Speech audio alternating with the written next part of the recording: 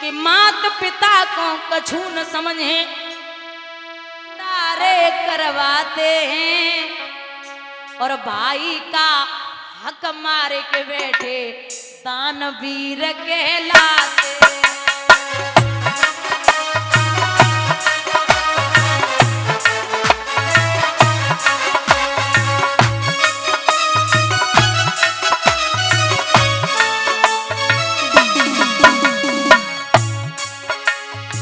मात पिता को कछु न समझे भंडारे करवाते हैं, भाई का हक मार के बैठे दानवीर कहलाते हैं।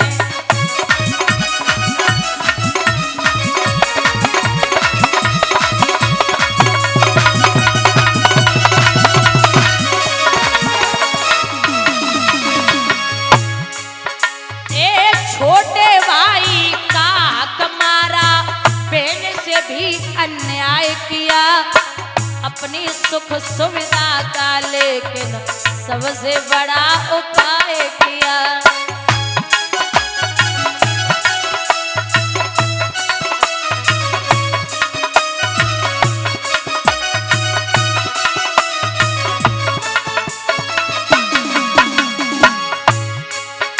ए भाई भाई के दुश्मन कैसे यहाँ बन जाते हैं, भाई का हक मार के बैठे दानवीर कहलाते हैं।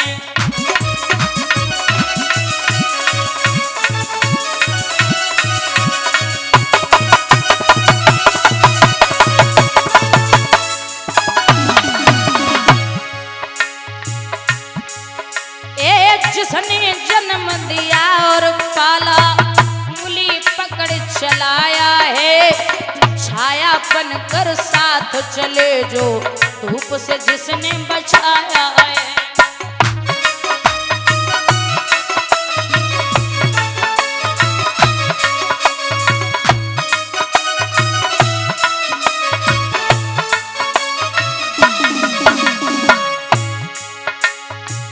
आज वही माँ बाप को अपने कैसे आंख दिखाते हैं, भाई का हक मार के बैठे दानवीर कहलाते हैं।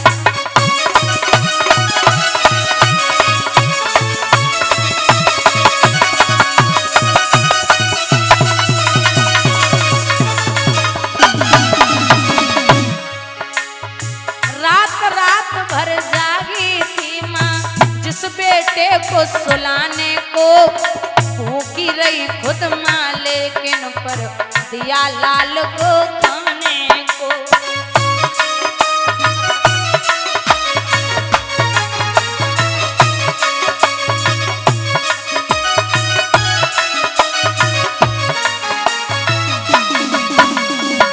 अपनी माँ को साथ रखने में कैसे वो शर्माते हैं, भाई का हक मार के बैठे दानवीर कहलाते हैं।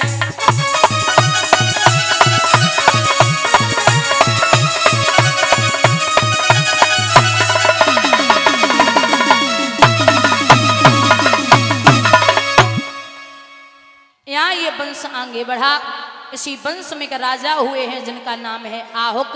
महाराज आहुक के दो पुत्र हुए, उग्रसेन और देवक। उग्रसेन मथुरा नगरिया के राजा हैं, इनके 9 बेटे हैं जिनमें कंस बहुत उपद्रवी है। इतना उपद्रवी था महाराज 5 साल का हुआ, गांव के बच्चन को खेलने के बहाने ले जाए, काऊ को गला घोंट दे, काऊ को धरती में दबोच दे। 11 साल को बहु कोई महात्मा आए रे, बोले रास्ता बताओ मथुरा की, तो ले जाए कुआं में ढकेल दे, ले जिंदगी भर मथुरा में घूमो। 18 साल का हुआ, आपने देखा होगा कि जो बड़े घर को लड़का हो तो उसके पीछे 2-4 चिमचा लगे ही रहते हैं, और कंस तो राजा का लड़का। अब आप सोच लो, 100-200 लड़के साथ में, और बुजुर्गों याद रखना कि चमचों से हमेशा सावधान रहना। चमचा आप जिस बर्तन में डालोगे और बाहर निकालोगे तो वो चमचा बर्तन खाली करके ही बाहर निकलते हो। चमचा, और जब तक बर्तन में कुछ न कुछ रहेगा तब तक वो खाली करता ही रहेगा। बोलिए गोविंद भगवान की। यहां बंधुओं, जब कंस के उपद्रव बढ़े,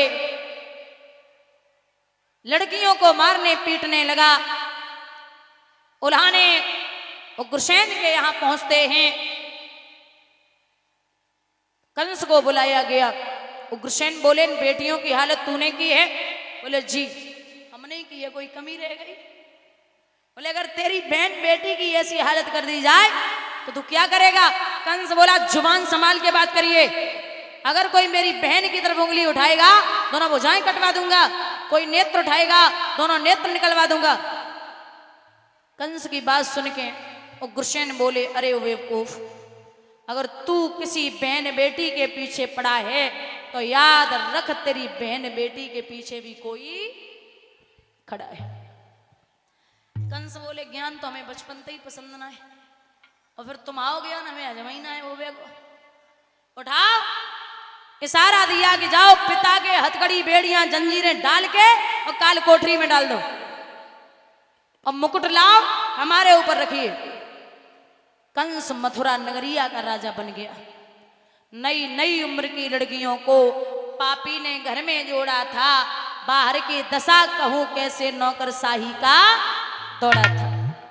वेदों के सफे यज्ञ में थे, शास्त्रों की खोज हो रही थी, पृथ्वी मैया गैया बनकर ब्रह्मा के पास रो रही थी। ऐसी हालत है, सब व्याकुल हैं। सभी देवता भगवान के पास पहुंचे, जवाब दिया, नाथ त्राहे त्राहे में नाथ पुकारी, आए हैं हम शरण तुम्हारी, बेग उपाय करो तुम जाई, नहीं तो जाए रसातल भाई। भगवान ने देवताओं से कहा कि तुम भी जाओ भूमि पर, धरो यादवी रूप, हम आएंगे भूमि पर बन के यादव भूप। मैं मैया देवकी के गर्भ से 16 कलाओं से अवतार धारण करूंगा। अच्छा बुजुर्गों, भगवान श्री राम ने कितनी कलाओं से अवतार लिया था? 12, और श्री कृष्ण ने 16। चंद्रमा के हैं 16 दिन और सूर्य भगवान के हैं 12 दिन। चंद्रमा के 16 है, अमावस्या, परवा, द्योज, तीज, चौथ, पंचमी, छठवीं, सप्तमी, अष्टमी, नवमी, दशमी, एकादशी, द्वादशी, त्रयोदशी, चौदश, पूर्णिमा, ये टोटल 16 दिन है।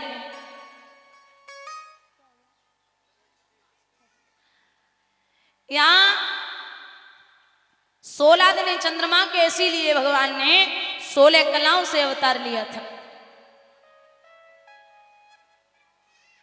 विदा किया सभी देवताओं को। कंस की एक बहन है जिसका नाम है देवकी, जिसे कंस प्राणों से ज्यादा प्यार करता है। उसकी शादी बटेश्वर के रहने वाले सूरसेन, उनके पुत्र वसुदेव के लिए पक्की की। जब वसुदेव जी बारात लेके आए तो बड़े विधि विधान के साथ में शादी संपन्न की गई। दास दासियां, नौकर चाकर, हीरे मोती, सोना चांदी सब दिए। कंस बहन को विदा कर रहा है। रथ में देवकी जा रही है, पीछे से एक रसाला है, बाके पीछे कंसराज वसुदेव कुमार का साला है। इतने में आकाशवाणी होने लगी और कहा है कि वो कंस कंस मत फूल बहुत, ये फूल बहुत को मिलाएगा, इसके 8वें गर्भ वाला देवों का मान बढ़ाएगा। जिस बहन देवकी को इतनी उत्साहित से ले जाता है, इसी के काले पर्दे पर अब काल तेरा मुस्काता है। कंस फटी फटी आंखों से आकाश को देखने लगा। बहन के केस पकड़ करके रथ से नीचे डाला और जवाब दिया है कि कंसासुर कहने लगा, झुक ओ पिस की डाल, हाजिर है तेरे लिए ये पूजन का थाल। मारने के लिए तैयार हुआ तो वसुदेव जी ने हाथ जोड़े और कहा है कि मैं भी दृढ़ पूर्वक कहता हूं, अब मोह विसर्जन कर दूंगा, जो इससे भी संतति होगी वो तुम्हें समर्पण कर दूंगा। अब लाव पे हाथ उठाना आपको शोभा नहीं देता, इसलिए छोड़ दो।